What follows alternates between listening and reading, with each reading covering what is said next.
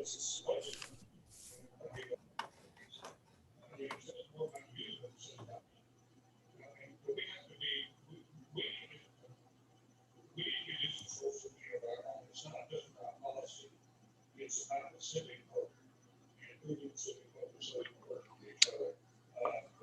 guess Rosemary will have to unmute herself.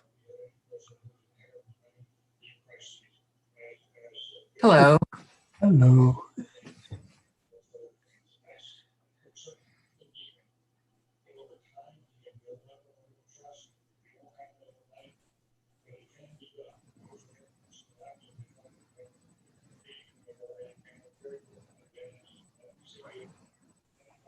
I guess Rosemary will have to unmute herself. I'm sorry, that's from the, I started the face. How'd you do that? It's from the YouTube live. I started it because it takes a while to upload, but my volume is still on it. That surprised me too. It's like, wait, how did that? Yeah. Oh boy, an exciting start to the meeting. All right, you guys ready to go? I think so.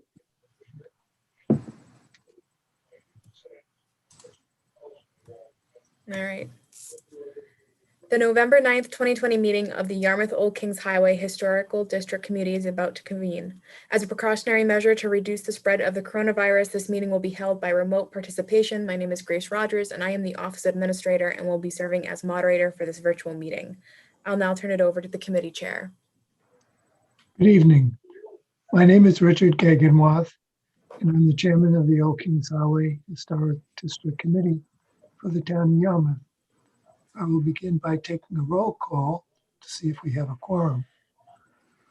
Bob Wilkins. Here. Jane Hildebrand. Jane's here. Okay, I have to turn my thing up. Rosemary Nichols, Here. and I think that's all we have. Paula's not here tonight. And Yes. Yes, she is. she is? Oh, okay. So Paula, you're here. Good. So we have a quorum. And it's 7:16 according to my watch. So we'll be able to begin. And I will ask the moderator to explain how this remote participation will work before we begin the actual meeting. Please, Grace. Thank you, Richard. Pursuant to Governor Baker's March 12, 2020 order suspending certain provisions of the open meeting law, this meeting of the Yarmouth Old Kings Highway Historic District Committee is being conducted via remote participation. No in-person attendance will be permitted, but every effort will be made to ensure that the public can adequately access and participate in the proceedings as provided for in the order. Persons who would like to view this meeting while in progress may do so by joining this virtual meeting as an attendee or the live feed on the Town of Yarmouth YouTube channel. You may also listen to the meeting by dialing into the number provided on the notice of meeting. The meeting will also be posted on the Town of Yarmouth YouTube channel for future viewing. Please be patient as we work to overcome any technological challenges with the virtual meeting. For all meetings, all audience participants enter the virtual meeting muted. Participants will be unmuted when called upon to speak by the chair or moderator. If you are not speaking, please mute yourself to avoid unnecessary background noise. Clearly state your name each and every time prior to speaking. Do not use speakerphone or Bluetooth devices when speaking. All votes must be roll call votes. After a motion is made and seconded, the chair will ask for a roll call vote. For applicants and presenters, applicants can use the raise hand button or press *9 on their phone to identify themselves to the chair. The moderator will unmute applicants when they are called upon to speak during their portion of the agenda. Applicants shall identify themselves by first and last name and affiliation. Applicants or presentations provided by the applicant will be displayed by the moderator only if asked to do so, If it appears that the meeting cannot or should not proceed, then the moderator will recommend that the chair request to continue the hearing to a later date and time. Public comment. During the portions of the hearing designated for public comment, the chair will ask if anyone in the audience has any questions or comments relating to the item being heard. Members of the public may request to speak by selecting the raise hand button or *9 on their phone and waiting for the chair to call upon them to speak. Members of the public recognized by the chair are asked to identify themselves by first and last name and affiliation for the public record, and then provide their comment. I'm now handing the meeting back to the chair. Thank you. Good, thank you, Grace. There are 7 new applications for certificates of appropriateness this evening, and they will be done in the order that had been listed on the screen. Please be reminded that our committee's main purpose is to review items for appropriateness and setting, and it's the responsibility of the applicant to comply with regulations of other town boards and departments, including the building, conservation, engineering, health, zoning, and the sign inspector. You should know that there is a 10 calendar day appeal period starting once a decision is filed with the town clerk. Any person aggrieved by our decision tonight can appeal to the Regional Commission of the Old Kings Highway. Our office administrator will be happy to answer any questions you might have with respect to that process if need.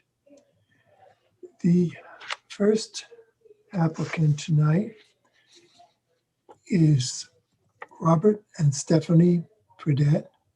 They are the homeowners at 8 Merchant Avenue, and they are requesting to do some alterations to a porch, which is located kind of between the garage and the house.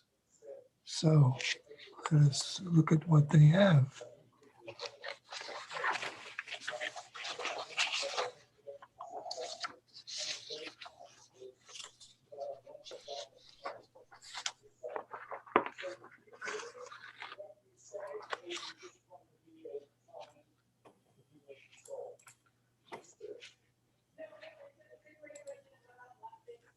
So, yeah, this is the house, and you notice between the garage and the house, there's a setback.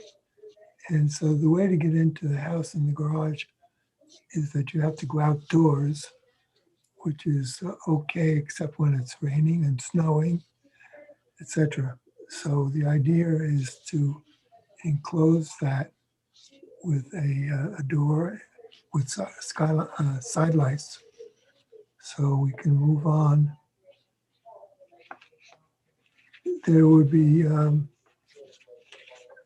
some reworking of the woodwork, so it will be done to match the house. The colors were to match the trim of the house. Is Bob here, Bob Fredette, or Stephanie? Let me promote him. I should have asked at the beginning. No, it's all right. Bob, you've been promoted. If you unmute, you can speak.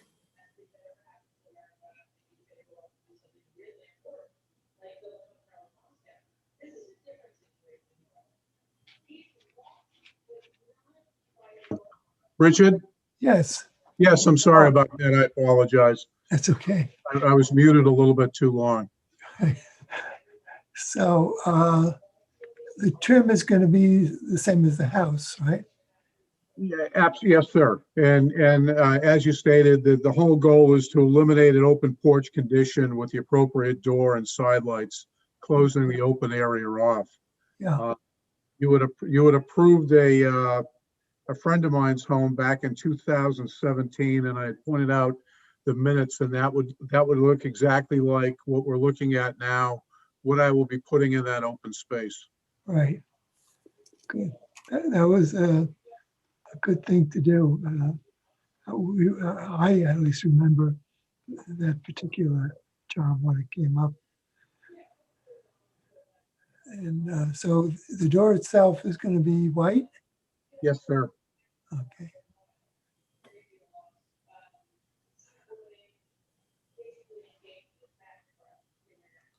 Good. So I think it's pretty straightforward. Does anyone else have questions?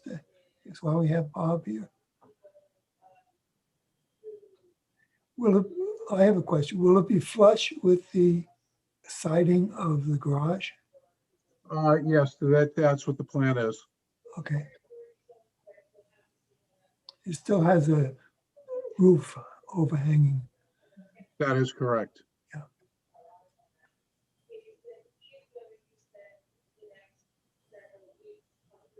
Any other questions?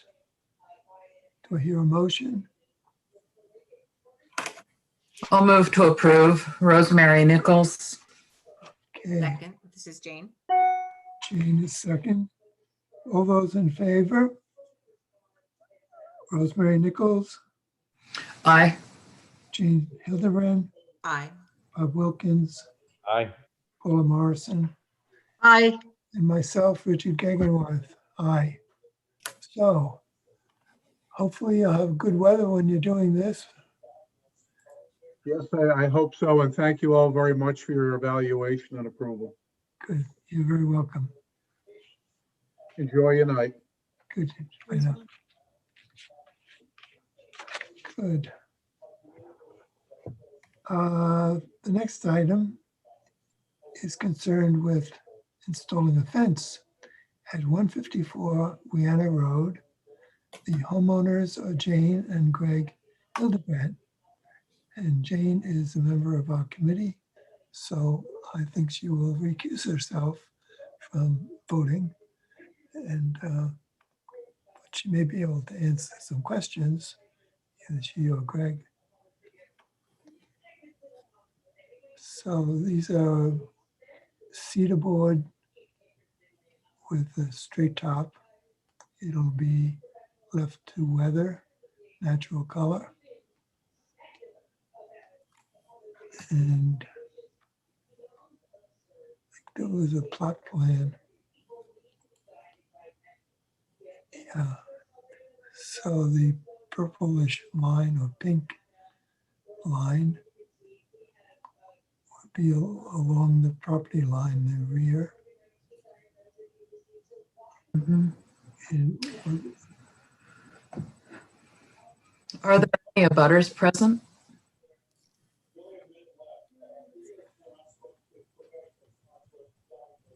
Any of the abutters is present, please raise your hand. I don't see anybody raising their hand. the picture shown in picture 8 looks like it's pretty much wooded there. Wooded lot. Yeah. Yep. So it's not going to be very visible. That's a representation of, that will be the type of fence it is. Similar. Good.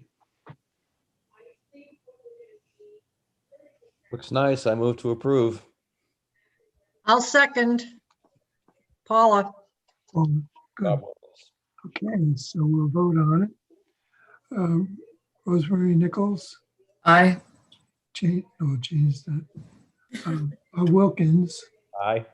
Paula Morrison, aye. myself, Richard Gegenwarth, aye. Good. So Jane, if you can make any changes, let us know in advance. Otherwise, you're free to go and put up the fence. Great, thank you.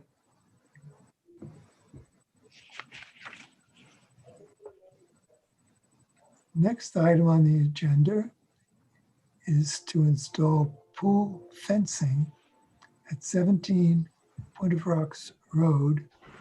Richard Bishop is the owner.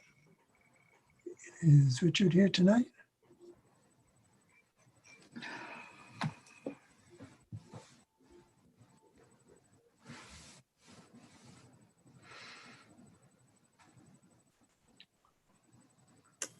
Hold on.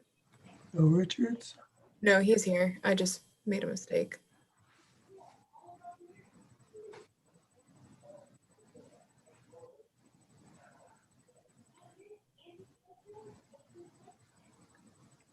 All right.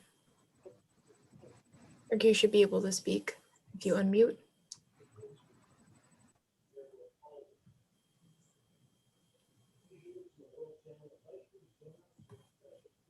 Richard Bishop?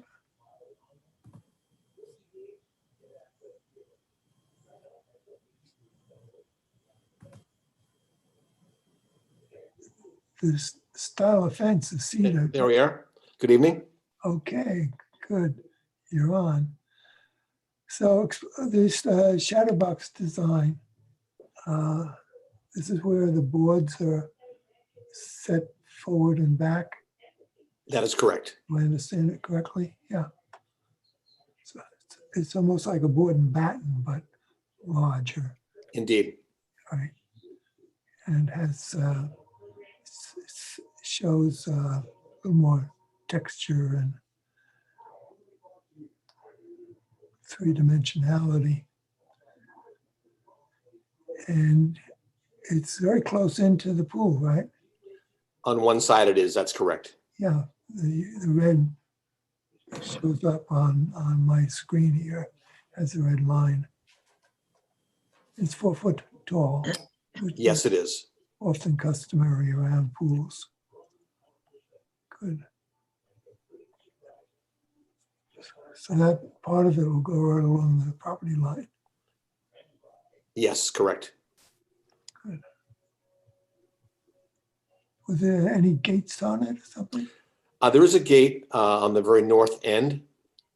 I didn't, my illustrative abilities are limited, but yes, there would be a small matching gate on the north end of it. Okay, good.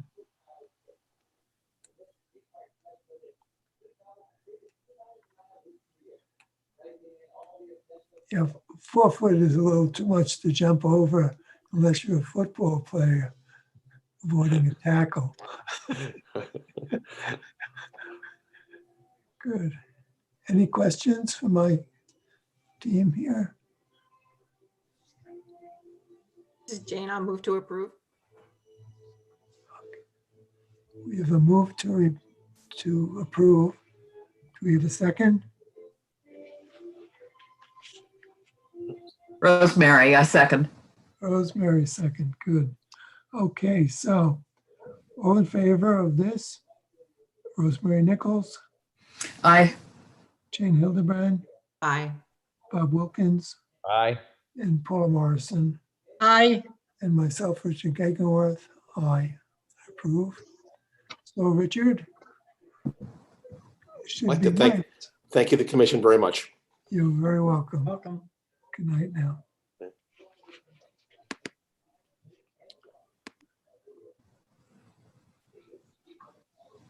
So the next item is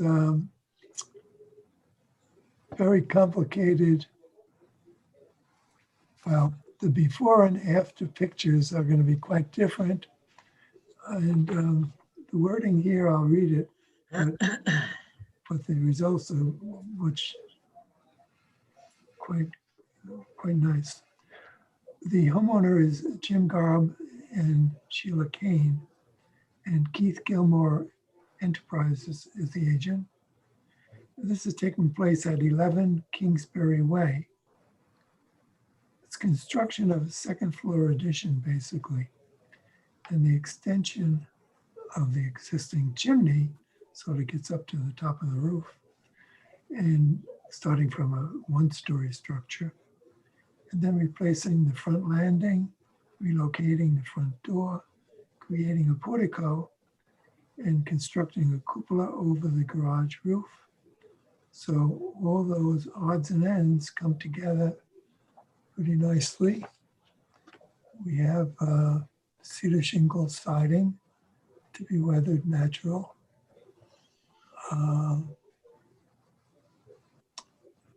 The chimney is red brick now, and it'll be extended as red brick.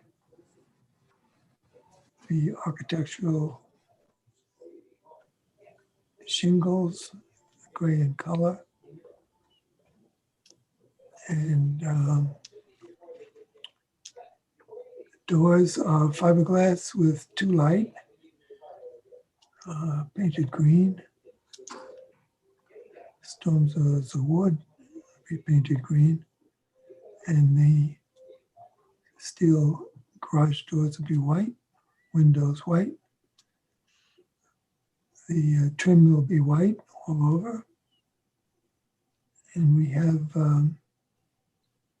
Anderson 400 series windows, quite good.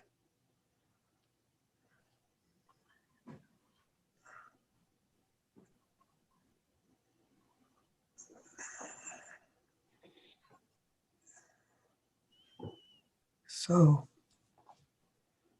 we can move on to some pictures.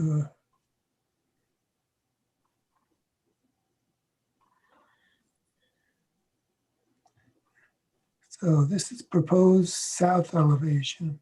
So you can see on the left is a two-story structure. So without it, it was like a long ranch. And the cupola will give a little balance because that's a long roof span. And with the two-story structure over to one end, the cupola will help give a more balanced effect. Next picture is the existing north elevation.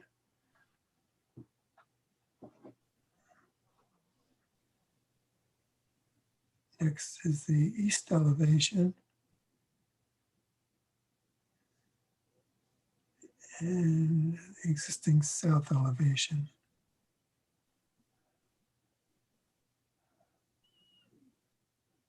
And the existing west elevation.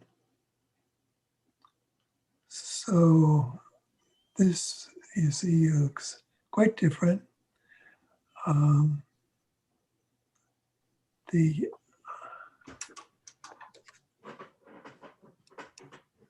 The second story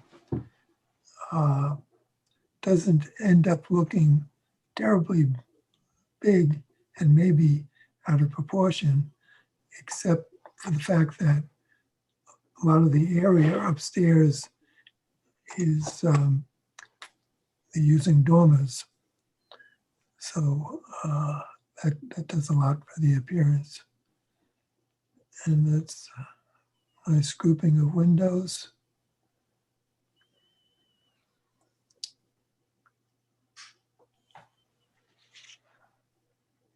We have Jim with us, is it? I've promoted both Keith and Jim. Sheila? I'm here. I'm Keith Gilmore. I'm the agent. Okay, Keith. Anything else we should know about this? We're here now. Yep, we're both here. The only thing I'd like to say that might be that would be a change would be just the type of windows, the Anderson rather than 400 series. The client has informed me they'd like to use the A series, the architectural series, which Good. Yeah. will visibly look Yeah. pretty much the same. It's just a material choice. Yep. But I mean, the plans speak for themselves. Our objective was to make a new office room on the second floor and do so in a way that, from the street side, because it's kind of a sprawling ranch style Cape home. And so trying to come up with a second floor addition that wouldn't look overpowering for the rest of the home or out of balance. We tried to, be creative with the gable facing the street and creating that new entry portico roof, both sharing the 12-12 pitch to kind of balance things out. Yep. The existing front door is being shifted to the right as it shows in the proposed north elevation here, in order to balance it out between the existing front bay windows. And in doing so, it also lined up the portico. roof lines very nicely Yeah. with the dormer. So So portico extends out, what, 5 or 6 feet? yes, that's correct. Yeah. And we're extending the height of the chimney to code requirements and so that it can still be used either as a wood burning setup or a gas log, direct vent type of thing for the fireplace that's on the first floor. The cupola is simply a add-on structure on top of the existing garage roof frame. There's been talk about lighting it on the interior. So that will be nice. We'll have some lighting in the evening, possibly. But again, keeping trying to balance things out too with just to give the garage something to have a little detail going on over there. Good. Yep. The front facing windows for the second floor, we kind of went with a bit of a combination of what's going on below. So we went with basically about the same height as the bay setup that's on the left, but with the grid pattern or not the grid pattern, rather the 3 wide unit to match the spacing below. So Right. it's kind of a nice balance there. Kind of pulled those bay windows together with the dormer as well, and worked out nicely there. That's good. Any other questions? Does somebody want to look at the side views or something? Yes, I would like to look at the elevation, I guess the one that faces the street of the proposed. We were just on that. That's the proposed. Okay. So rotating the house 90 degrees, let's say clockwise, that elevation. Okay. Do we have- my question has to do with the dormers. Yes. Oh, yeah. Maybe we don't have to see are those dormers? I think you want page 11, maybe? East elevation. Right. That's existing. Okay. And I apologize. It seems like I thought I had them set up. Looks like they might have got inputted Yeah, that could have been out me. of sequence. All right. Well, while we're looking for it, my Number question, 7, I believe. there okay. That's south. It must be further down. We're looking for west. Yeah, I don't see west. Existing. Yeah, that's odd. Well, Let me look in the. So in the absence of the elevation, let me ask the question.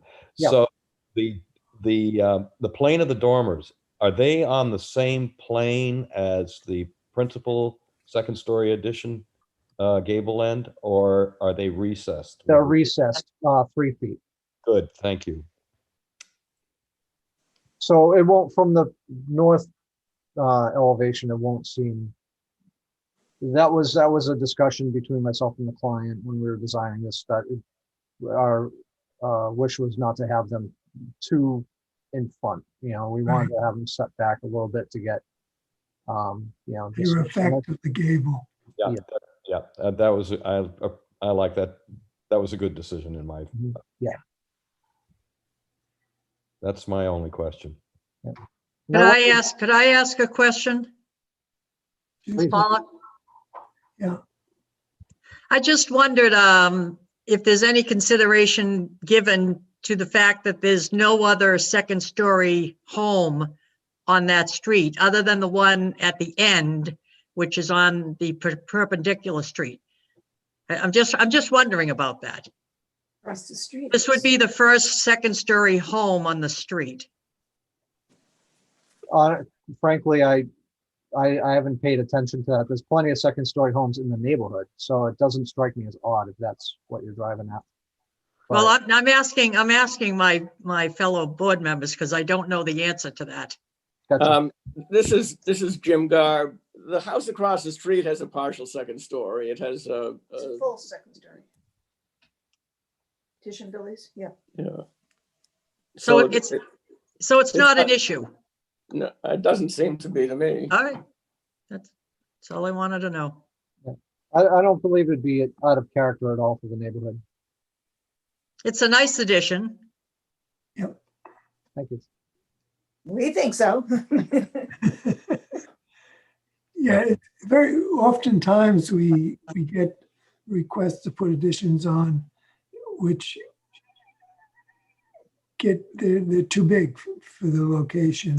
Right. And they make the rest of the house not look right. And so we like to try to shoot for the finished product to look like it could have been designed originally that way. Yes. And it all fits together properly. So you did a good job on this. Thank you. Thank you, Keith. Thank you. Yeah, all in all, I think it presents as a significant upgrade to the design of the building, and I'll move to approve. I'll second, Paula. Okay, Paula. So all in favor of this? Rosemary Nichols, Aye. Jane Hildebrand, Aye. Bob Wilkins, Aye. Paula Morrison, Aye. and Richard Gagenworth, aye. So wish you good luck with it. And if they're gonna make any changes, let us know. and- Thank you all very much. Thank you. Thank you much. Good night Thank now. you. Good night. Okay. Good night. Okay, that was interesting. The next item is for construction of a shed. It's at 5 Marsh Side Drive, which is a corner lot. And the wood products are Pine Harbor is building the shed, and Arthur Chaprals is the owner. So I'm not sure if we have Pine Harbor here tonight and/or Arthur.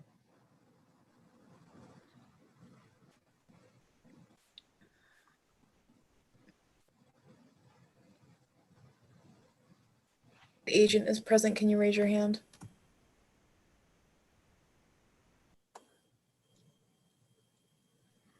I don't see either of them present.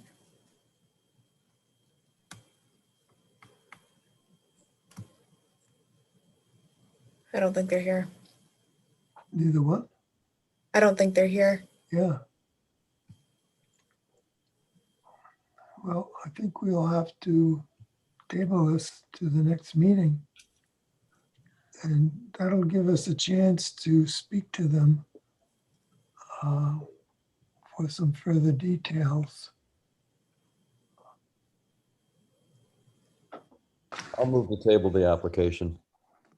Second, this is Jane. All in favor of tabling this, since we have no representation from the homeowner? First, Rosemary Nichols, Aye. Jane Hildebrand, Aye. Bob Wilkins, Aye. and Paula Morrison, Aye. and myself, Richard Gagenworth, aye.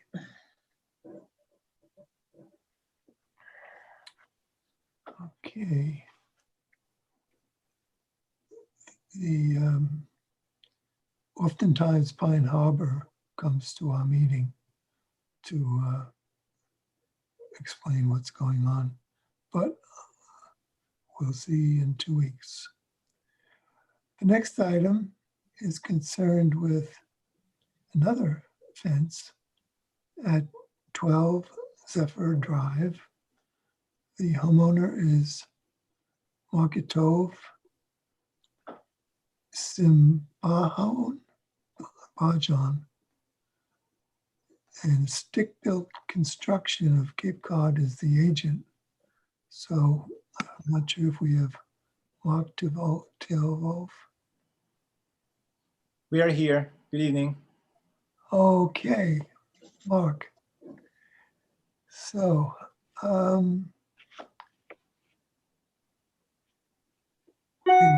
we have 2 kids and a dog. Dogs plural. Well, it's just a chihuahua. It's a dog. It's just a dog. Oh, 2 girls. it's not going to jump over the fence. Not a- not a Coyote will. chihuahua. Good. Now, we have a lot of options here. I'll tell you first off that we very, very, very, very, very seldom approve of white vinyl fences. So I think the better idea is to move to cedar. And the idea was to tie the fence into the back left corner of the house, run it along the property line, and then on the other side of the house, also connected with a gate there, and then run down to the side and have a chain link fence across the back. And this lot has lots of trees. Yes. Now, the fencing, what were you thinking of on this? This is also has a 6 foot tall, I think. Yeah, definitely 6 feet. Yes. Now, were you going to have 6 foot on the front sections as well? Yes. Okay, oftentimes people have a 4 foot there and then taper up to the 6 foot on the sides. Yeah, we were just worried about, the coyotes and, just. Kids climbing over it and they all match. And we've already had the kids try and escape twice in the yard. So the higher they go, the better. I've been chasing the kids all week. I'm just getting tired of it. I know I can't leash them, so I think it's better. Right. Good. So this would be it, this rectangular setup? Yeah, right? Yeah, pretty That's- much. It's pretty straightforward. Just simple. Yeah. Okay. Any other questions, my colleagues? Is this the wood fence, cedar board, or stockade style? And I think it's a very good idea for everyone concerned. And I move to approve. Are there any butters present before we do that? Yeah, we have a hand raised.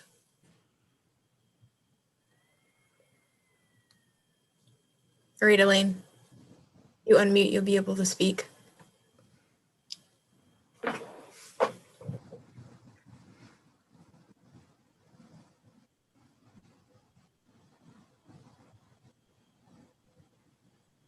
so is this an abutter?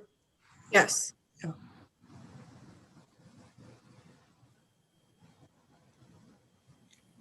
Hello, sorry, I was muted. Can you hear me? Yes. Okay, I'm Elaine Petrauskas. I'm an abutter. I live in the back and behind their house. Uh-huh. I'm objecting to the chain link fence. They've already cut down trees and brush and bushes that where I had a natural privacy fence in the corner of my property.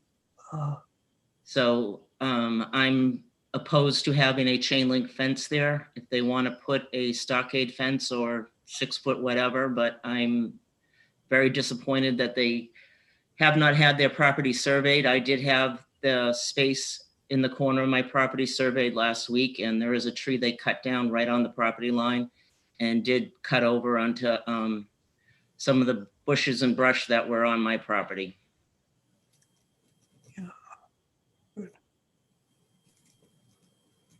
I would just like to apologize on that.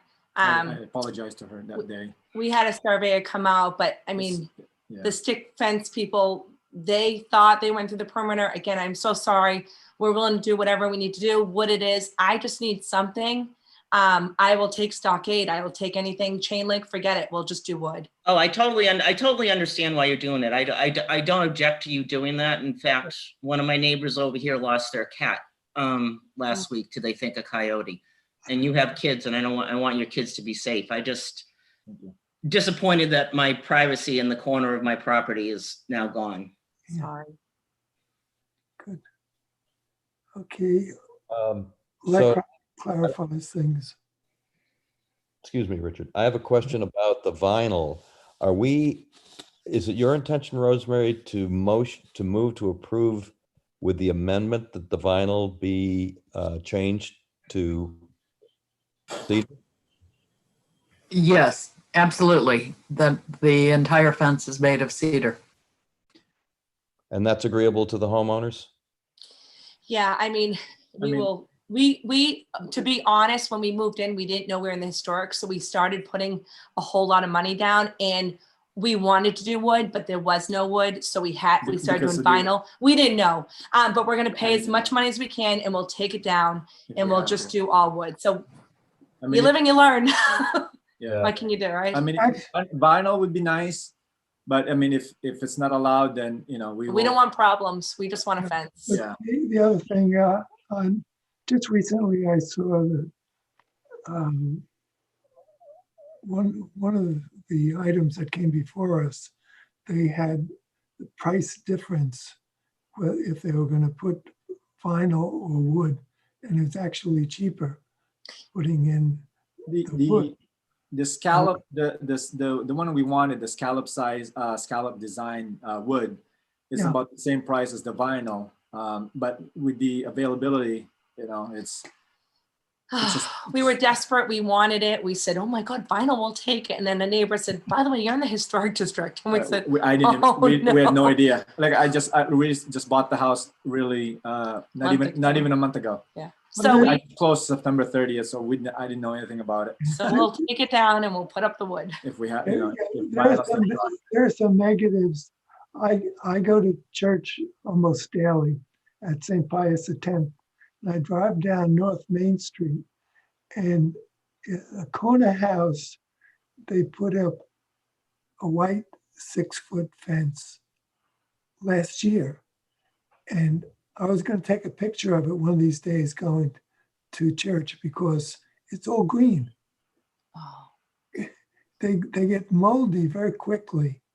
I think the wind blowing on them, it makes them, they get static. Electrons seem to be charging it up, and it gets green fast. So they're not all there. You know, they look very great when they first put them up, unless they're the shiny kind, then they really stand out when the car lights hit them.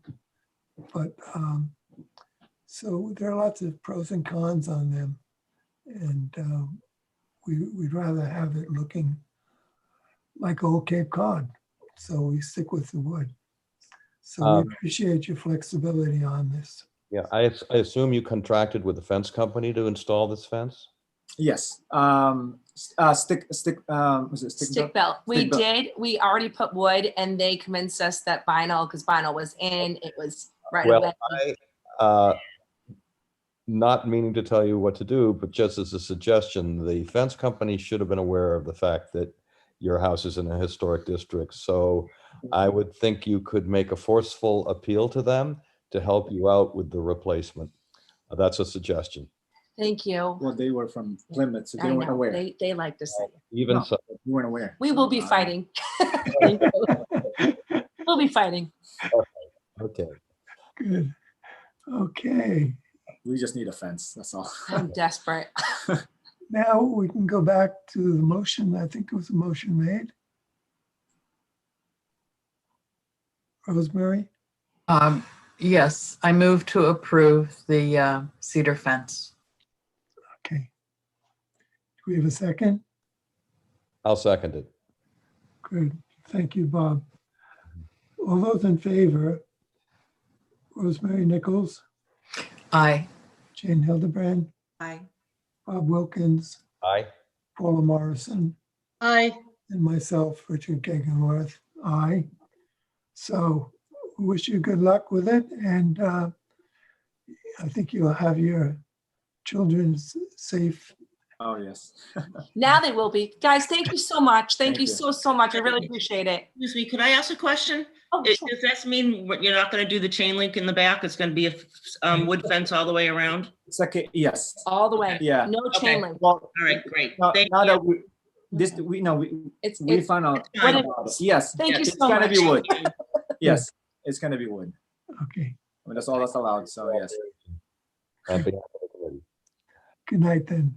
Thank you. Good night. Good night. Thank you. Okay. Now we have another interesting one here on Center Street, 179 Center Street. And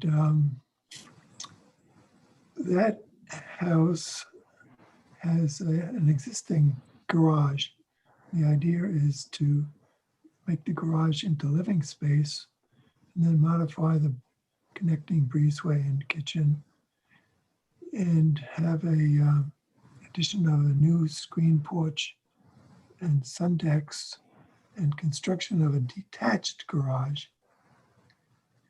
And Michael and Leslie Lederer are the owners and Peter McDonald is the agent. So do we have Michael, Leslie, Peter, someone? Peter's there. We are here. The Lateras are on. Okay, good.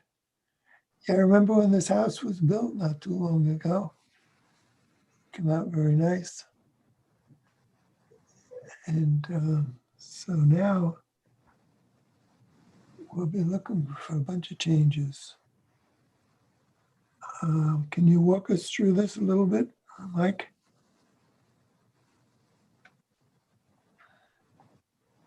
Yes, I can. We were going to have Peter McDonald, who's our architect on the project, walk you all through, and hopefully, I know he's going to be joining. So I'll just give you a quick background. The house sits back from the road about 340 feet.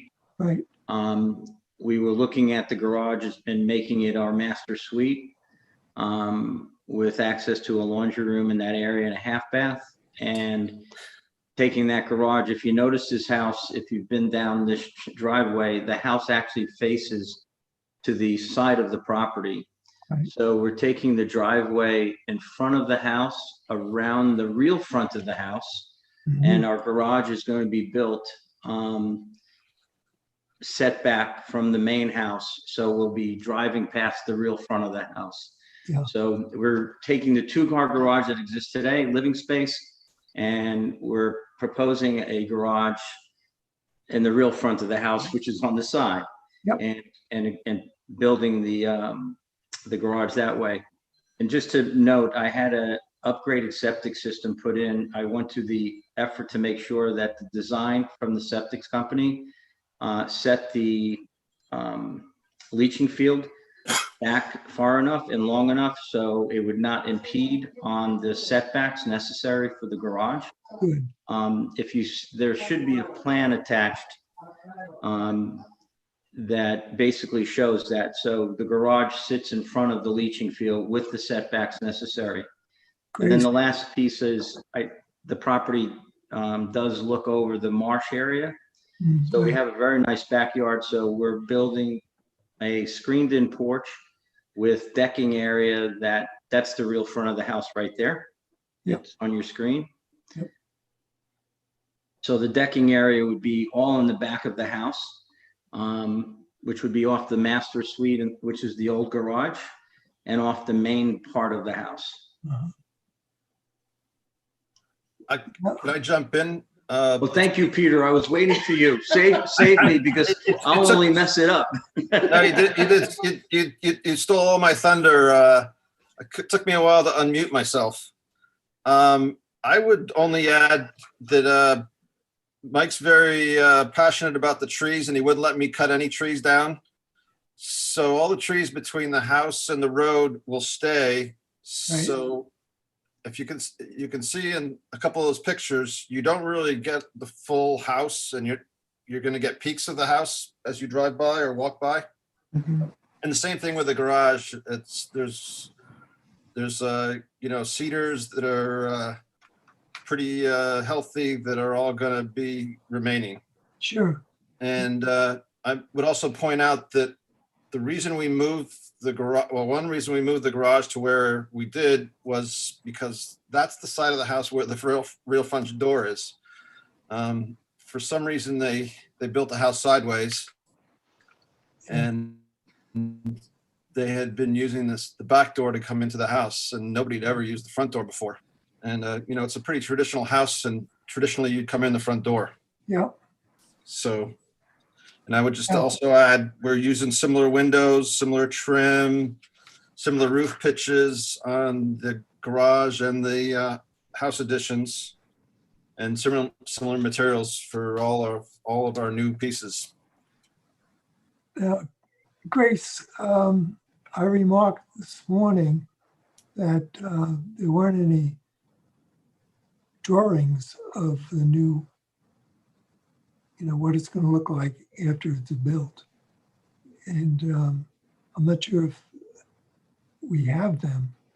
And also the plot plan should show the location. Here we go. Good. All right, so these are the decks in the back. You're looking at the back of the house, the existing and the proposed. Yeah. That you're not going to see from the road. Yeah, whoops. There's. Yeah, this, that's the west elevation. Yeah. And this is a screened-in porch. And the deck here. And more deck over here, I guess, on the left side by the two French doors. The some of the windows show up with no grills. Those are the existing windows, and we tried to make sure all of our new windows had grills. Yeah. If I may add, Peter, all the prior pictures from prior listings, those three windows, which is one is the upstairs bedroom, and the two windows at the top, which is in the attic. Yeah. There's never been a picture that there were grills in those windows. I don't know why. I don't have an answer to that. Are there grills in the windows? Excuse me? Are there grills in the windows up there? No, there's not. There's not grills in the window. So I don't know. Yes, there's grills in the window, but it doesn't have trim around the windows. And I don't know why. That's the back of the house, and I can't answer that. Yeah. Because it was that way when we purchased it. Yeah, it looks like they didn't finish it. They ran out of money. You might have run out of money. On the back of the house, forget it. Yeah, I thought maybe it was just the artist didn't put them in this drawing. Good, yeah, but they are on the back of the house. Yeah. If you feel energetic, you could finish them off. Now, where is the garage located relative to this? To the right. To the right of the two-story section. Yep. And is there a plot plan around for that? Should be. I think it's number 10, Peter. No, not 10. I think it's at the bottom. Okay. Keep going down. 18 maybe.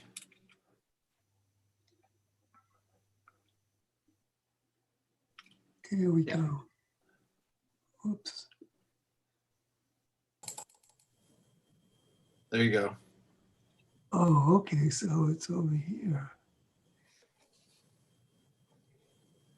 And the roof line, where will that be? On the garage? Yeah, Roof line goes north-south. The ridge goes north-south. the ridge is north-south. Yeah, perpendicular to the house, the main house Yep. ridge. Is there any problem with making it east-west? Well, it's a rectangular building and we put the ridge in the direction of the shorter width. The reason I bring it up is I designed solar houses, and it would be a perfect roof to put solar panels on, which could be used for electricity for the house, hot water for a pool, etc. But if you put the ridge the other way, then you lose that. You drop about 30% in the efficiency of the solar panels. I don't know if Mike's interested in solar or not. It would mean we'd have to do some kind of dormer to make the stair work, because the stair to the second floor of that garage is on the north side. So we'd have to do some kind of dormer just so you could stand up at the top of the stair. Right, I see what you mean, right.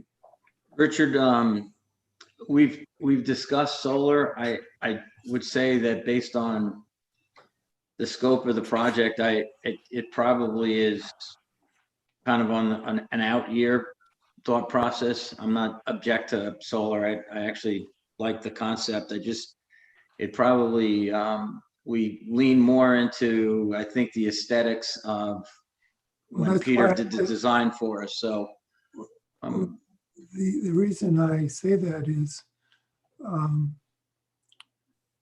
you may not want to put them on now, but the roof would be there with the possibility of putting solar panels on and having them quite efficient.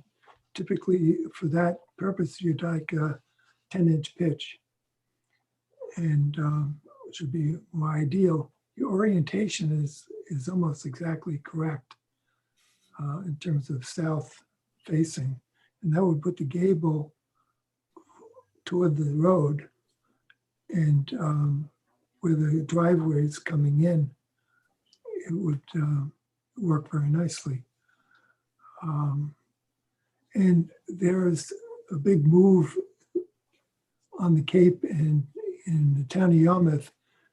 Yarmouth was designated a green town, something like that. And there'll be money available in the future for helping people install solar panels. So this way you'd have it available if you wanted to do it. I personally have them on my house, and my electric bill for all of my heat and everything is $150 a year. So if you do it right, you can save a lot of money. If you have the roof pointing in the wrong direction, you drop like 30% right away. So food for thought. Change the way we enter the garage because we agonized over. no, make sure I understand. And Peter, you give me some direction here. We would change the peak of the roof to, we still want to enter the garage driving into it. Yeah, he's suggesting changing the ridge to the other direction to help if you ever wanted to do solar panels. It would be the ridge going the same way as the house. So the house has the correct orientation for solar, and the screen porch would be another potential place to put solar panels, because that half of that roof would be in the right direction. I didn't know that the historic was making determinations based on potential solar uses, but maybe they are. Well, the thing is that we don't have any, we can't force you to do it. I've written to the governor and to change the building codes so that all new construction puts solar in mind, so that if you're going to build a house or a garage or even a shed, you can put 8 or 10 on the side of a shed, and it allows you to do it with proper orientations. So Yeah.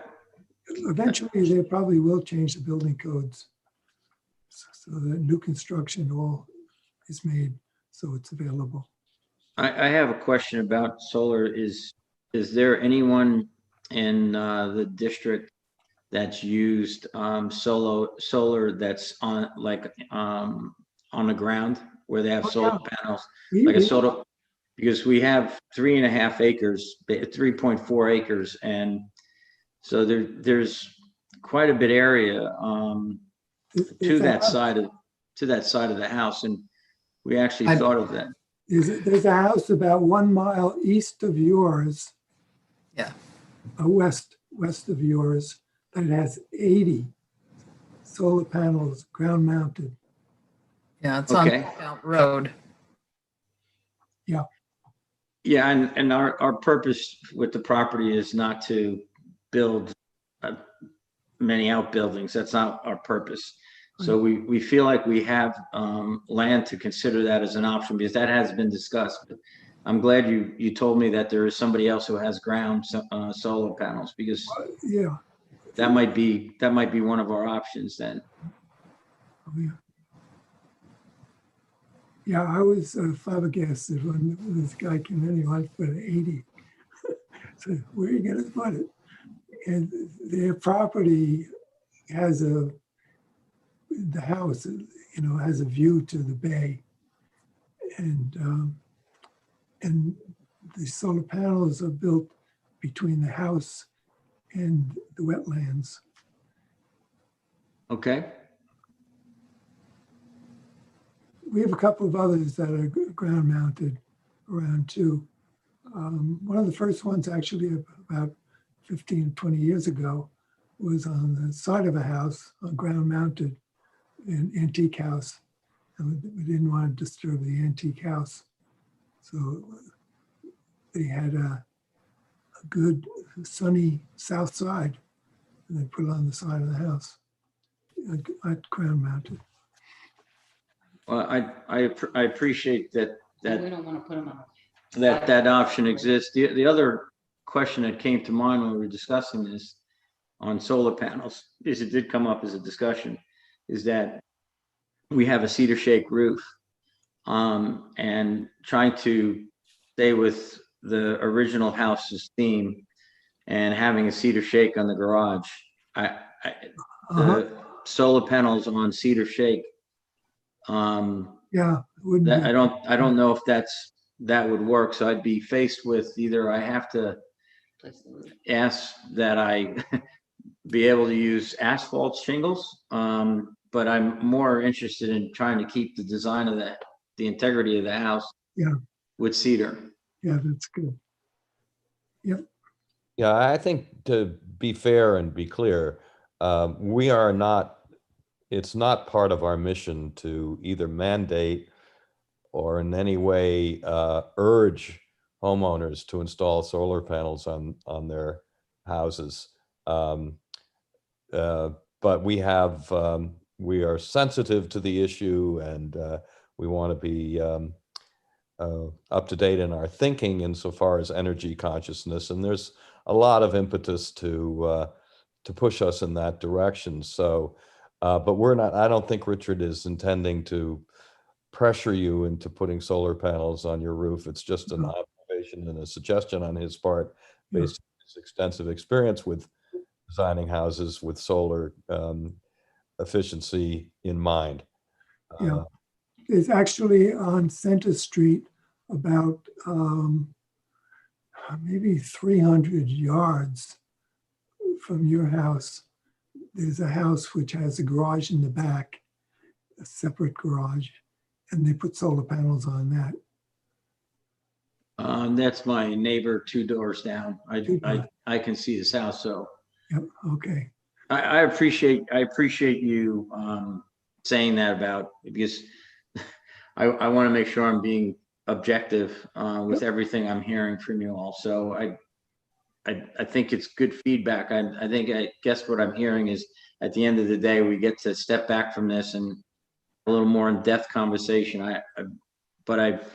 I'm more interested that you feel like what Peter has designed for us and what Leslie and I have worked on in terms of aesthetics and trying to keep the look of the area. I'm the one who submitted the request to build a stone wall in the front of the property. So we're very sensitive to the area and wanting to make sure that we protect the history. Right, great. I'd just like to comment that the stone wall looks great. It was a pleasure to see it being built. Thank you. I appreciate that.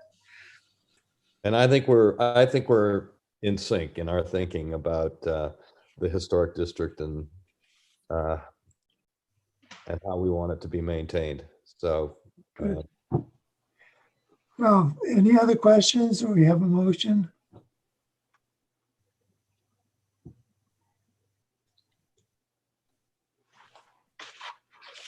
Jane, I'll make a motion to accept the application as submitted. Rosemary, I'll second. Okay, so all in favor? Rosemary Nichols, Aye. Jane Hildebrand, Aye. Bob Wilkins, aye. Paula Morrison, Aye. and Richard Gagenworth. Aye. So if you're going to make any changes, we'd like to know in advance. But otherwise, good luck. And I don't know if we asked originally if there were any abutters, but I don't think anyone would be objecting. They probably don't. We actually, one of our neighbors, I mean, I've tried to, in the short period of time that I've owned the property, I've reached out to Mr. Hilliard to my left facing the street, and the Carbonas who sit in the front of the lot. And I don't know the other folks, but I've shared with what we were trying to accomplish. And I think Stephen and Eva wrote a letter on my behalf saying that that they appreciated the thought into my planning. Good. So, and I've been very sensitive about the property lines. Yeah, it's a lovely spot. Good. Okay, so. Well, thank you very much. On construction. You're welcome. You're welcome. Thank you. Thanks very much. Thank you. Thanks, Peter. Talk to you later. All right. Okay, gang. Let's see. We tabled something last time. Heatherwood at Kingsway. They want to do something with a dormer and replacing windows.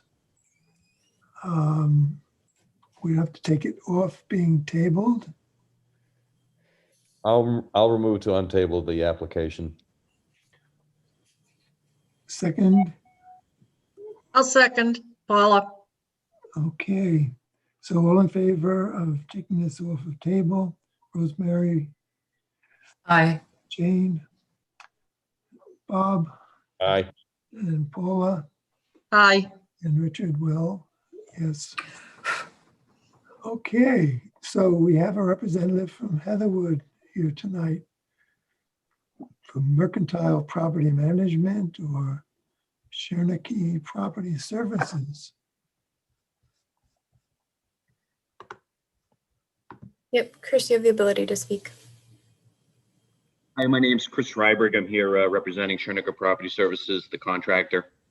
Okay, Chris. We offer high-quality long-term solutions for condominium communities across New England since 1990. Joining me tonight is, and I'm hoping Grace has them on here, is Jeff Pike, who is the Vice President, and Ryan McGowan, President at Mercantile Property Management. Yep, they've both been promoted, so they can speak as well if they unmute. Good. Good evening. So this is concerned with a dormer, and it says cedar shingle siding to be replaced. And we did one like this a couple of years ago, and they used Certainty cedar impression, individual sawmill shingles, just like this. This is a completely different product. The cedar impressions don't look like cedar. I actually put a virtual background on it. It looks weird. The product is actually behind me in my video. It truly looks exactly like cedar. Oh, even better. There you go. Yeah, right. I've seen them and they are very good. And that's what's written on the form. What Yeah, did you use? it's not cedar impressions. Cedar impressions are a solid panel. Right, these are individual shingles. Correct. Yeah, that's what I thought you were going to do. But the one that was done a couple of years ago, I thought they also did that. It was on one of these doghouse, and they were much closer together on the other unit. And so it was really difficult to get up there and do the work. This one's got more spacing. Yeah, I think they actually end up using hardy plank. Ah,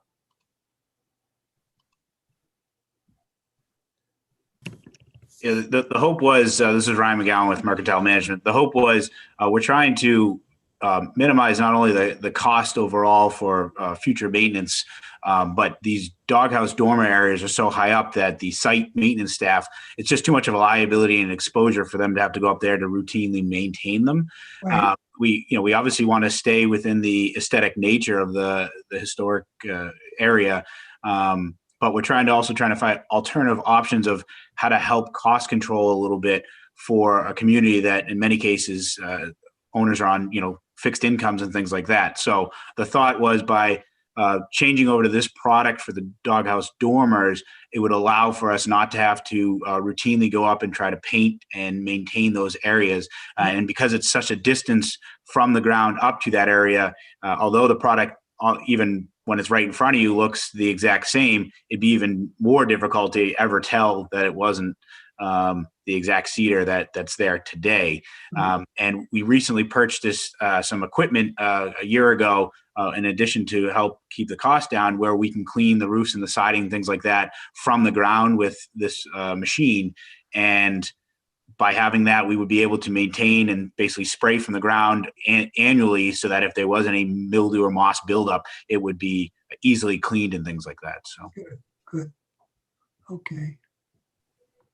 Yeah. So in this particular job now, is this the house, what do you call them, condominiums? correct. Yeah. The two doghouse dormers would be done, and you'd be replacing the windows in those two units? Correct. So that we would be completely done with those dormers, so that we wouldn't have to have any future, at this time or for many, many years, access up to those. There's on the inside of that, it's cathedral, so no one actually has access to even use those windows or anything. They're just really more of a decorative architectural aspect of the building. It gives a lot of light into the room, I guess. True, as well, yes. Good. Yeah, it also gives us the ability to reflash the opening. There's no, we use a Tyvek weatherization system. Yep. That we flash the openings with. So it basically gives them, for lack of better terms, gives them a 30-year envelope on those dormers. Good. Yeah.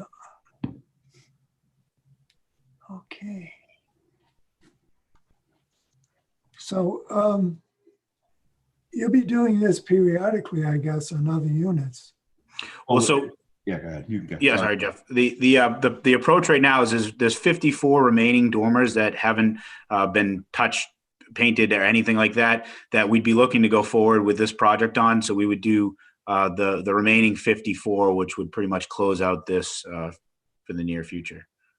Well, I think we could set it up that you do a certificate of exemption.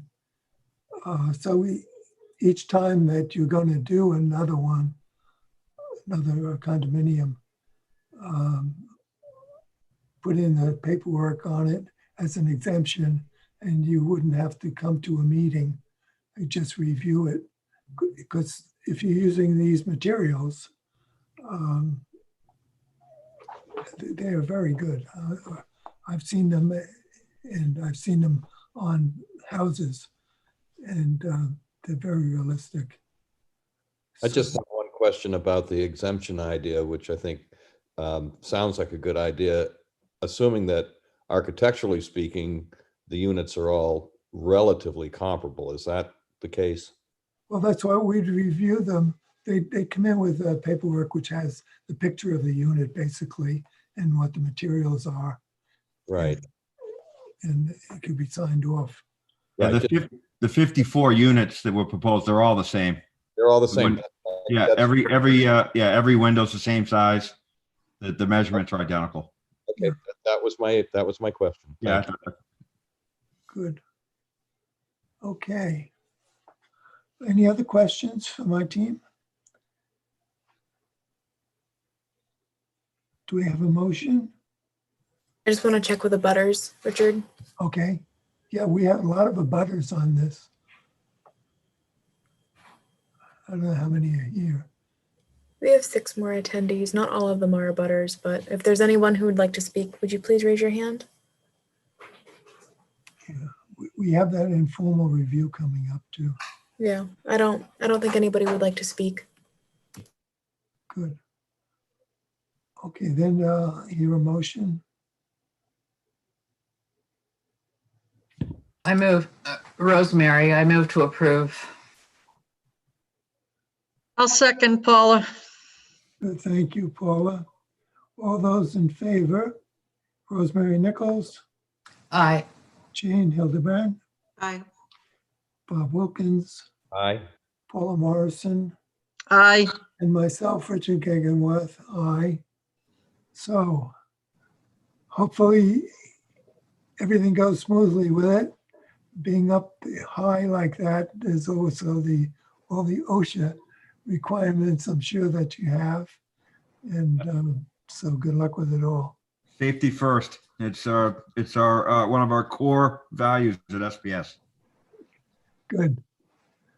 Thank you so much for your time. We appreciate everyone's time. Thank you. Thank you very much. Thanks for coming tonight. Okay. Okay, now the next item on the agenda is the informal meeting with the Boy Scouts of America. And Bruce Hamilton is the agent. This is for a multi-purpose building to be built at 227 Pine Street. We met with them a few months ago with their initial ideas on a building, and we had a good dialogue. So that's to be continued now.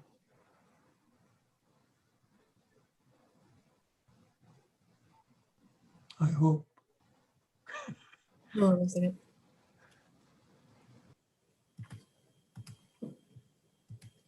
All right, Mike, you've been promoted. So is Bruce. Bruce. I'll get those visuals for you.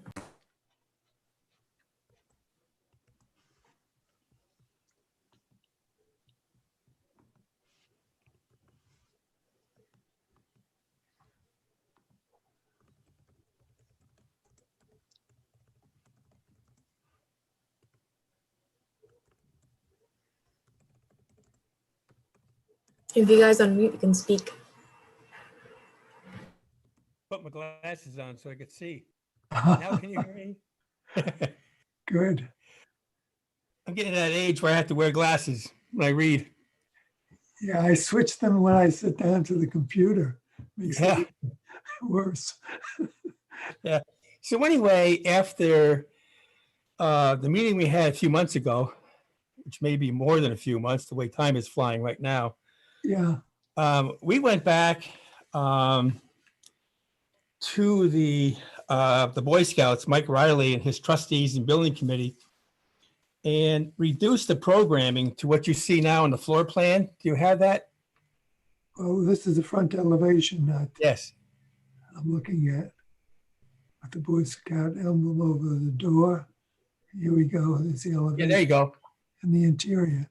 Yeah, so what we've done, based on the guidance of Mike Riley and his team, we have reduced the floor plan, but the other thing, being in a historic district, we did not want to create a box.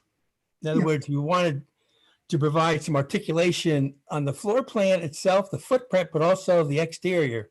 Good. And while Mike Riley and his team were updating or revising the floor plan, Brittany Blinn, who's my project architect, she's on this Zoom meeting. We did a survey throughout Yarmouth and Yarmouthport, looking at trim work that you would find on historic buildings, Mhm. and also shutters up and down 6A. Yep. If you go to the page where you had before the doors and the window sheet. Yep. Yeah, so thank you. So the door and window details is the survey that Brittany and I had done throughout Yarmouth to give it that historic look. Mhm. What we didn't want to do was just create flat stock over windows. Right. We wanted to provide some artistic, historic trim work over the front doors, for example, and the windows. But also we saw a number of buildings that had shutters. Yes. And the one that comes to mind is the Yarmouth Fire Department. On the second floor, they have shutters, white shutters. Sure. So I said to Brittany and Mike Riley, hey, why don't we put white shutters on this building? They said, oh, that's a great idea, Bruce. So that's what we did. So I think by the floor plan footprint itself, the articulation of the floor plan, but also taking that up to the exterior elevations and introducing this type of trim, I think works very well. Uh-huh. Now, could And we- if you look at the renderings that we have, you can actually see that trim work over the exterior windows. the elevations, And yeah, the elevations, but also on the renderings that we had done. okay, three-dimensional. So the exterior elevations, I think the articulation based on the footprint, the detailing, to me, having done a number of historic buildings, looks, in our opinion, very well. Okay. Grace, can you show us some of those? Here you go. Yeah, that's the entrance coming in. Yeah. Boy Scouts. You can see if you think back to that door and window schedule that was Yeah. just illustrated, Yeah. you can see the detailing that we did above the entrance doors. Yep. And the windows on either side had that historic trim as well. Very good. Now the colors you changed too. Is this indication of a white trim now with gray siding, Yes, correct. not gray? You know, Yeah. before it was a dark brown Yes. and a dark green, I think. And Yeah, we knew that didn't work based on the comments. So we gave a relatively good scale, historic scale, I think works very well on this particular site. right. Do we have any other? If you look at this elevation, you can see the entrance doors and the trim that we have above the windows on either side. But we also have a door to the left. Yeah. That goes into the restroom areas that are accessible. There's 4 of them. Uh-huh. So there's a lot of activities that take place on this site with the Boy Scouts outside. So instead of bringing them through the building, the hall area, we create a separate door where the kids could come in and use the restrooms without going through the proposed building. I see. And that seemed to work very well with Mike Riley and his team. Uh-huh. Yeah, when you showed the floor plan, I noticed the cluster of bathrooms there. Yes. And they're all accessible. Mhm. Yeah, it's handicapped accessible too. That's correct. All of them are handicap accessible. Yeah, that was another thing. Last time there was a big, enormous ramp, which, Yeah, we got rid of that based on the comments. yeah, and we thought, gee, if you just lower the whole building a little Yeah. bit, you could just ride right up to the front door. Yeah. Yeah, it's much better. So what about some of the elevation drawings? Yeah, do you have 2-dimensional exterior elevation drawings that I believe Mike Riley sent to you? Oh, that's the site plan, floor plan. There There you go. Yep. Okay, so that's that one.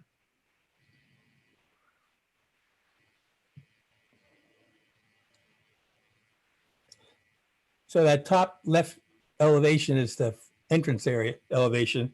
And the other, next one is the other backside Correct. review. Yeah. And then the lower one is facing the street with the 4 windows and 4 gables. Gable dormers, yes. No, actually, it's just the opposite. I'm sorry, when we drove through Yarmouth and Yarmouthport, we noticed a lot of gable dormers on historic buildings. So we thought this would be a good idea to articulate the exterior scale of that particular elevation. Bruce and committee, actually, we have changed that. We've actually rotated the building 90 degrees. It shows correctly on your site plan. Okay, so the front door is facing the street. No, the side that has the just 3 windows on it, that side actually will be facing Pine Street. It's about 100 feet off Pine Street. Okay. And there's a lot of woods in between. Yep. So that's the east elevation, the one kind of in the middle of the page. Mm-hmm. And when you look at the top of the page, the main entrance to the building is the north elevation. And the one on the right top is the south elevation, which we're calling the front of the building, but the main entrance is going to be in what would then be the back of the building. Yeah.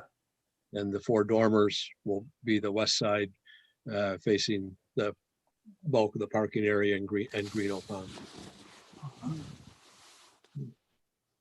Good.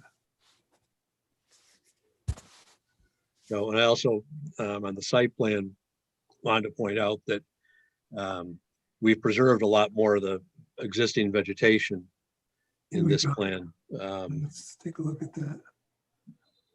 That we can see the existing drive that comes in from the north. That will be abandoned as was before, but the building only comes in a little bit. The southeast corner comes into that a little bit, so we don't have to disturb any of that vegetation between the drive and Pine Street at all. Just widening the existing driveway a little bit so the 2 cars can pass. So that's, you know, we're preserving a lot more of the natural trees and all that are growing in there, and we'll encourage that growth to spread onto the driveway that's to be abandoned. I'd like to ask, are there any abutters present for this discussion? Yes, thanks, Paul, for asking. I'm going to promote to panelists. Nicole, you can go ahead and unmute and speak.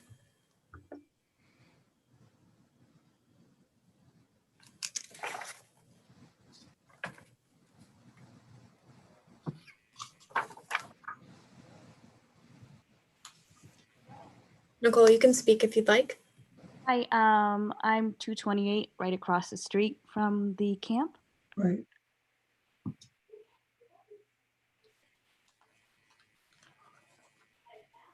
So, do you have any comments on this? It's quite a bit different than the previous plan. It's definitely much different from the previous plan. I still just have major concerns about a commercial building being in a residentially zoned area. The street is pretty narrow. There will be one entrance in and out to this multi-purpose building. And I just have concerns about the traffic load. When it comes to zoning, I would recommend that you speak to Sandy Clark. I don't know whether the applicants can speak to whether or not they've had to go through zoning board of appeals for any sort of variance regarding this. Okay. But we don't handle zoning, unfortunately, so we wouldn't be able to answer those questions for you. Okay. How do you feel about the appearance of the building as it's now so radically changed from the other design?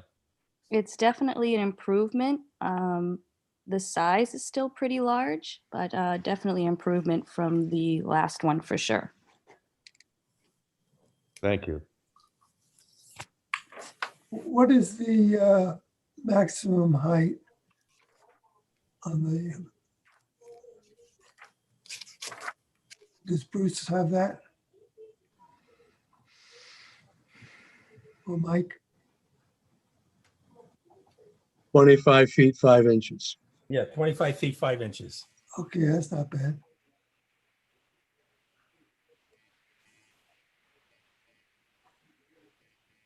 Are there any other abutters who would like to speak to this?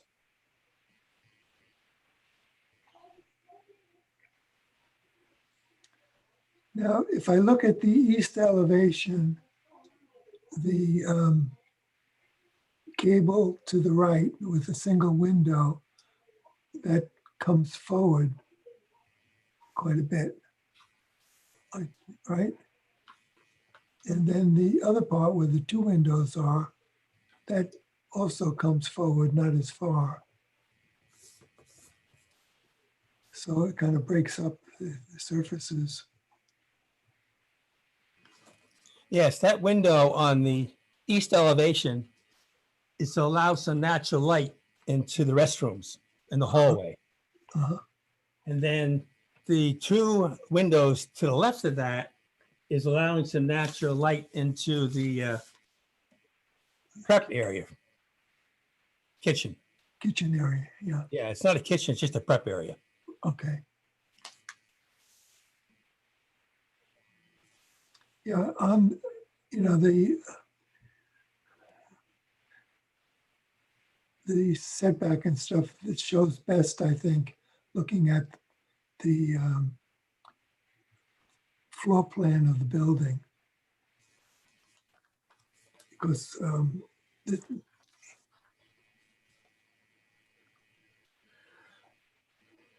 there you go. Yeah, yeah. So where this the bathrooms are on the right with the single window, that Right. comes forward about 4 feet beyond the other section, which sticks out from the main part of the building. If I can read that. Looks like 18, 15 feet, something like that. 18 feet?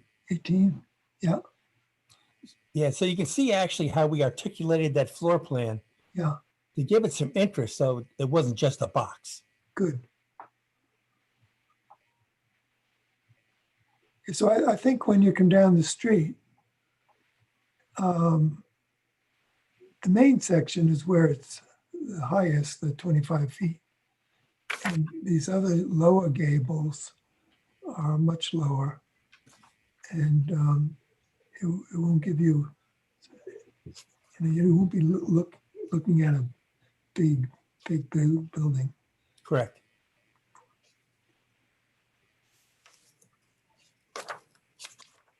Good, And that was done intentional. thank you. Yeah, also previously, there was a big parking area out there. And this way we'll be able to have more trees in between the road and the building. Richard, can I ask a question? Yeah, My question is just about, hold on, I have issues with the elevations. yeah, My question about being consistent with any type of classical architecture about the two side elevations versus we have these small dormers here and then there's a large pediment dormer on the other side, and that's just not architecturally consistent historically with this style, and that's my concern. Because of whether or not it's Greek Revival, Federal, or the Classical Revival, they would have to be symmetrical. That's my one concern. I think when you're looking at this two-dimensionally, and then you look at it, the renderings that we had done, I think the scale and proportion in the articulation works very well. yeah. Well, the problem is this is just the front of it, but the left side, the east side, doesn't show up on this rendering. It does show how far it comes out, which is the 18 plus 4 is 22. And the roadway is over Pine Street, is to the left. Do you have a rendering of any of the other sides? I submitted renderings of all 4 sides. Yeah, there actually should be 5 renderings, where we capture all the sides. It takes a lot, we have to digitize all this stuff and put it in. No, they were emailed. I should have them.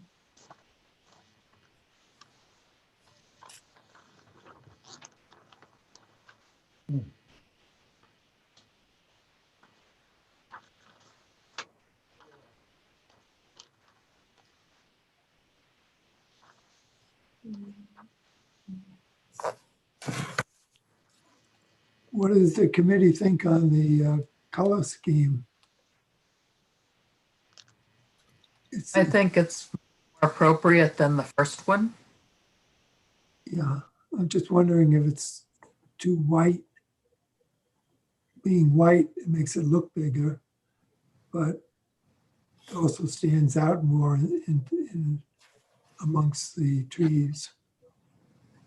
If the siding was a little darker, or if the white was off-white. If the, Just give me 1 second. on your suggestion, if you make the siding medium dark or dark, then it becomes a mass, a building mass. But if the color of the exterior is light gray and you have white trim, I think that's a better way of articulating the building. Yeah. Without introducing a lot of dark colors. Yeah. And that's the reason why we kept it light. And the shingles are like charcoal. Oh, let me see here. Architecture. Brittany, can you answer that? I don't know if Brittany's on or not. Hang on a second, please. I got so much paperwork here. Mike, can you, Well, I think we'd like to, shingles? yeah, we'd like to go with weathered wood. It's on all the other buildings in the camp and Okay, just about everywhere you look. that would work. Yeah, that's a very common, but yeah, that's a charcoal kind of color. We're getting there. All right. There we are.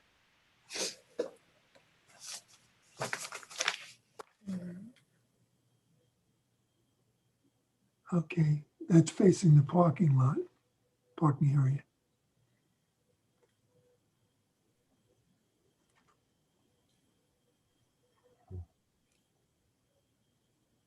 There we go.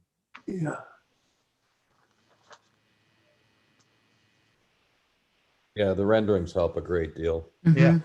Yeah. so if you're driving down Pine Street from the north, you would see like that, the previous one. You're coming down Pine Street from the north, you'll be past the building before you even know it's there. Right. With the way the woods are right now. Yes, that back, So how would you characterize which of these renderings would be the most conspicuous from Pine Street? Just to get us oriented. this one, This one. If you're standing on Pine Street looking looking west, the east side would be the most conspicuous. If you're coming north up Pine Street, you would see this building just as you broke over see that view, the south side, just as you broke over the when you come in high the point drive, on Pine Street. when you come in the driveway, you would see this. That the driveway will take you right in front of that. Yep. And They're so right. if you're driving down Pine Street, there would be a gap in the trees where the driveway is, Yes. because it's a two-car. Well, there's a gap there now. So it would be a little bit of an opening there. You would see down. This would be the view. Is there going to be any landscaping around this building? I think that would soften it a little bit and Definitely. The answer to your question, yes. Well, I see Grace's point of the west side is the of all three sides, so somehow monolithic. And I think Well, that's facing the parking lot. an unbroken lane, it's an unbroken plane on the ground level at least. The four windows. Doghouse dormers help to some degree to break up that. But I also am appreciative of the fact that there's a practical reality, which is this building has to be of a certain size in order for it to be useful. So there's a limitation, a natural limitation to how much you can visually minimize its mass. And if this side, this west side that we're now looking at is relatively inconspicuous from the public way. Yeah. The other thing though is the landscape makes a big difference. You know, if you envision a couple of like holly trees over here. Which you're not seeing in this rendering. So A holly tree, and it doesn't have to be close to the house. When I built this house I live in, there's no windows on the east side of the house except one in the living room. And that was designed to put a holly tree, which in 10 years now is really grown. And you don't even think about windows because it's so beautiful. You're out looking at the berries, you know, and some proper landscaping here that would look completely different.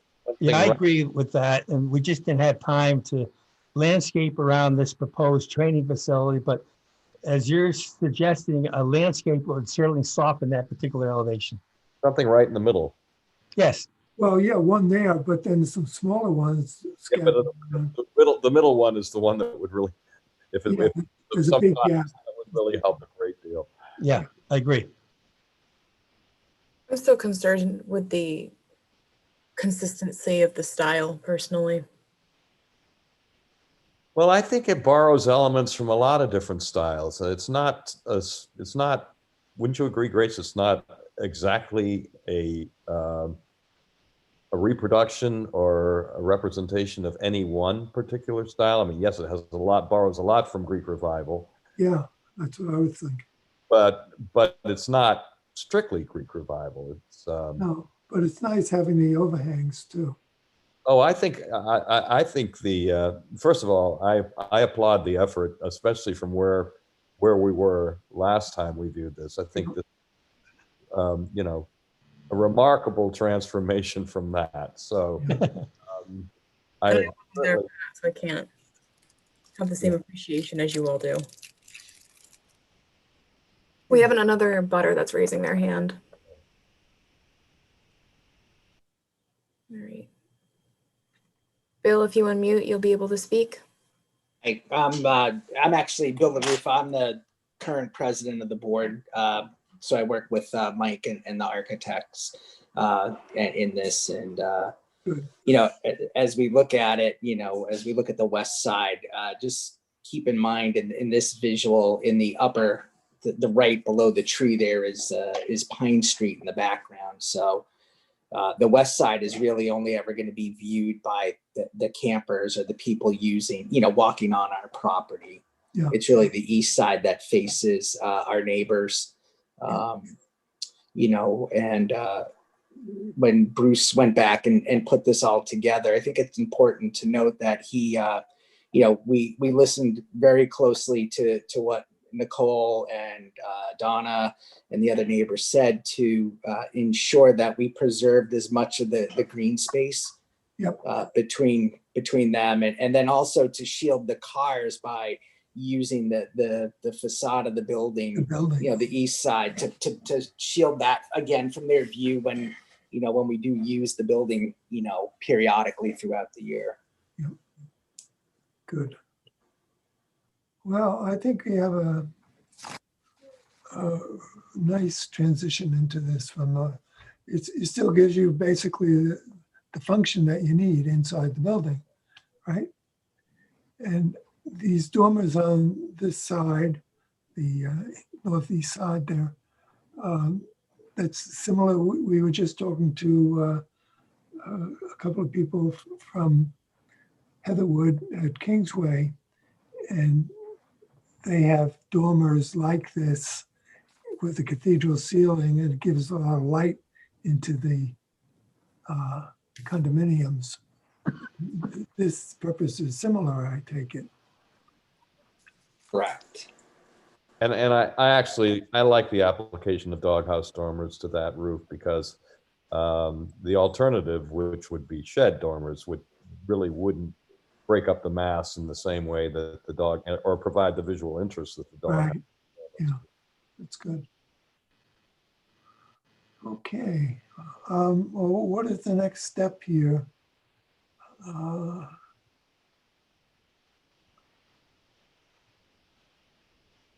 Well, I guess from my standpoint, the one thing I heard definitely that we need to improve on is the landscaping, which we can certainly put that in. Yeah, your landscape plan. Yeah, we can show some representative landscaping, and yeah, we plan on doing that right along. We wanted to at least get back before you at this point, and I guess to be very point blank, if assuming the landscaping was appropriate, what would your reaction be if you were to act on it? We would like to come back in pretty short order. Yeah. Right. I think we won't take a vote on this because this is an informal meeting. Right. I understand. But as you recognize from the discussion, that I think the committee is pretty favorable as to what you've done here. And I think you've picked up on our discussion from the previous meeting and did a good job. So I would put together a landscape plan to go along with this. And we can set up a meeting where we would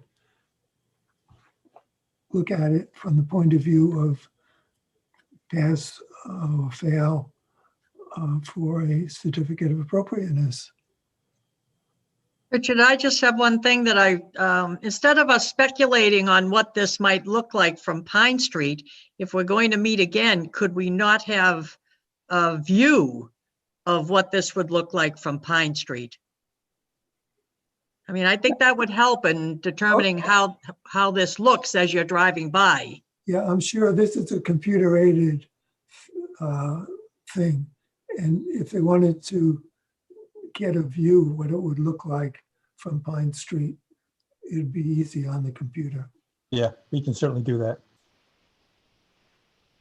You know, so that's not difficult to do, and it's a reasonable request.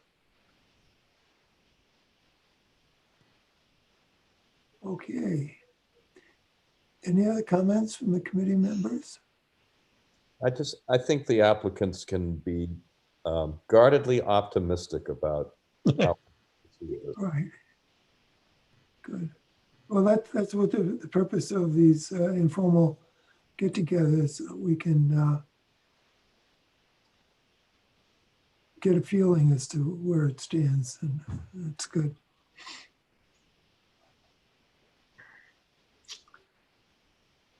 Okay, anything else from the Boy Scout organization? This is Bruce Hamilton. I really appreciate your comments. You're right, the landscaping will certainly help, and we can do a 3D from Pine Street.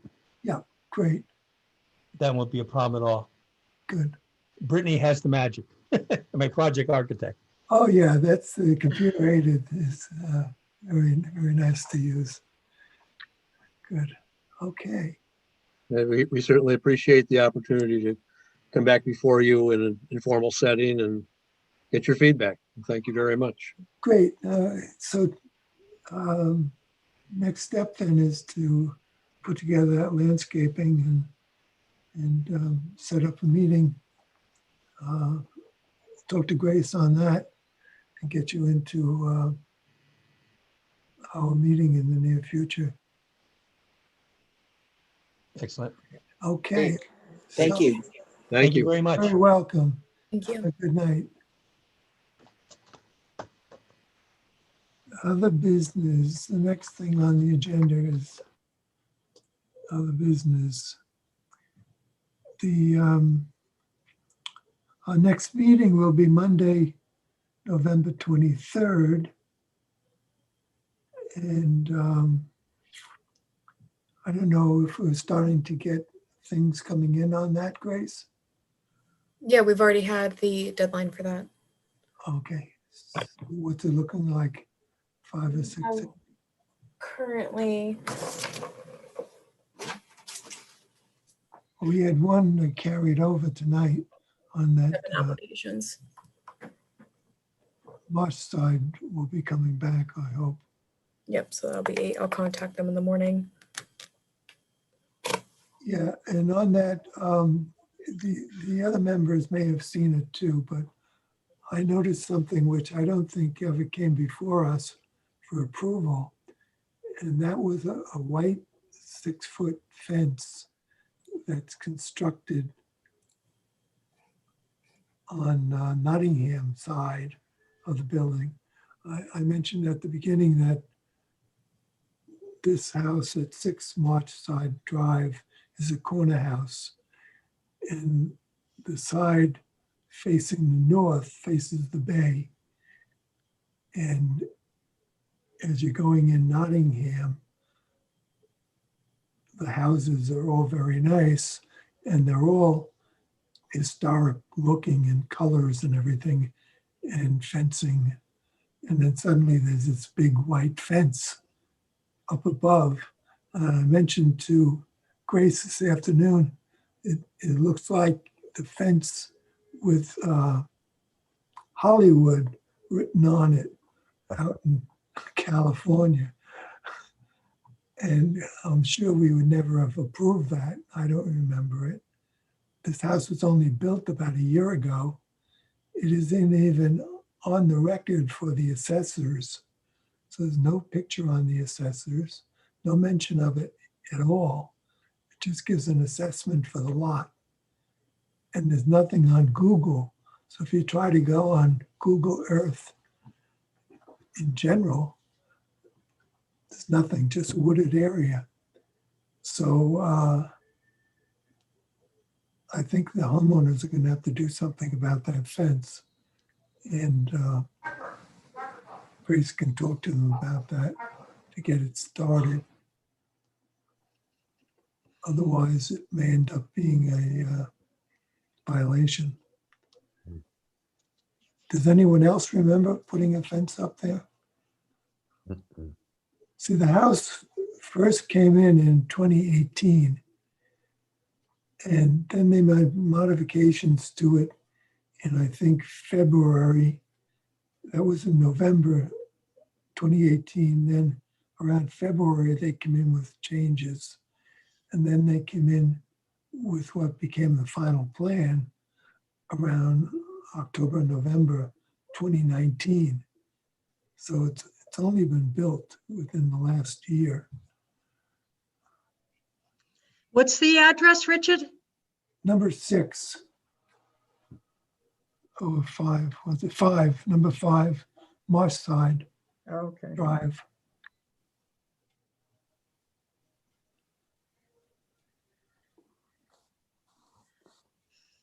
Previous applications are also in Laserfiche for anybody who would like to review, including the public. Yeah. So, okay, so they'll be back in next time, I hope, with more information than they had in the Laserfiche.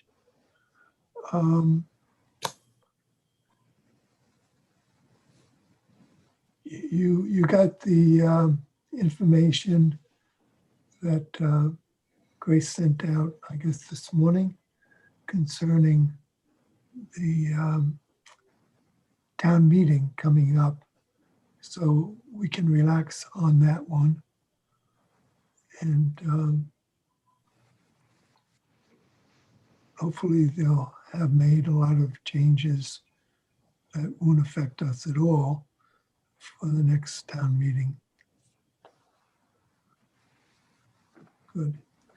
Anything else?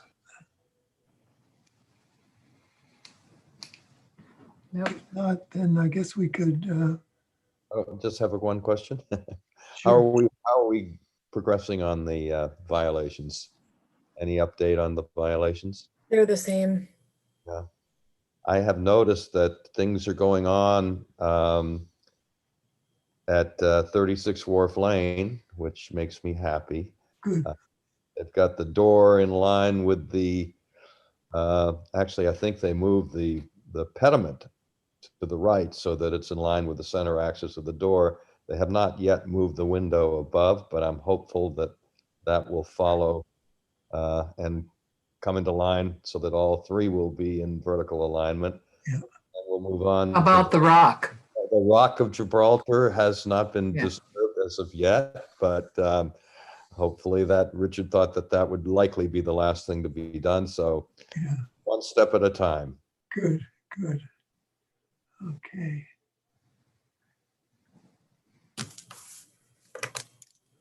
I had a question for Bob. Over your left shoulder, there's, Oh. there's something that looks very dangerous.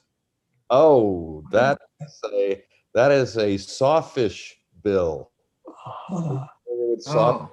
a real one. I don't know if it's an endangered species or not, but at any rate, that's an antique sawfish bill that was paint decorated in the 19th century.